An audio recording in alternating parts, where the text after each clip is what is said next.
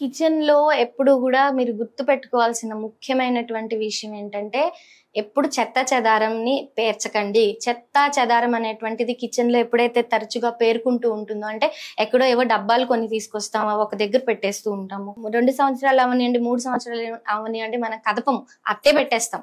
అవి వాటిల వల్ల ఏమవుతుంది, ఆ ప్లేస్‌లో నెగెటివ్ ఎనర్జీ అనేటువంటిది ఎక్కువగా అలుముకుంటూ ఉంటుంది. సో, మీరు ఏదైతే కదుపుతారో మీకు ఎంతవరకు కావాలో అంతవరకే సామాన్లు తెచ్చుకోండి. అవి డబ్బాలు కావచ్చు, తినే సామాన్లు కావచ్చు, ఏవైనా సరే.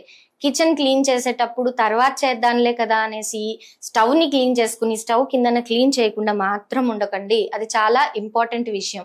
అలాగే ఎప్పుడైనా సరే మీరు గుర్తుపెట్టుకునేదేంటి, చీపురు కట్టలు లాంటివి ఎప్పుడైనా కిచెన్ యొక్క వాయువ్య ప్రదేశంలో ఎవరికీ కనిపించకుండా దాచాలే తప్ప, ఎప్పుడైనా సరే ఆ చీపురు కట్టను తీసుకెళ్ళి మన కిచెన్ ప్లాట్‌ఫార్మ్ కిందన ఎవరికీ కనిపించదు కదా అని పెట్టకండి.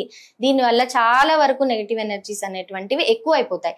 ఇలా చాలా రకాలైనటువంటి పాయింట్స్‌ని మనము కనుక తెలుసుకుని ఫాలో అవ్వగలిగితే కనుక మనము ఇంకా కూడా మన లైఫ్‌లో ఇంకా కూడా ఒక డెవలప్‌మెంట్ అనేటువంటిది, ఈ నెగెటివ్ ఎనర్జీస్ నుంచి మనం దూరంగా ఉండి డెవలప్‌మెంట్ అనేటువంటిది చూడగలుగుతాం.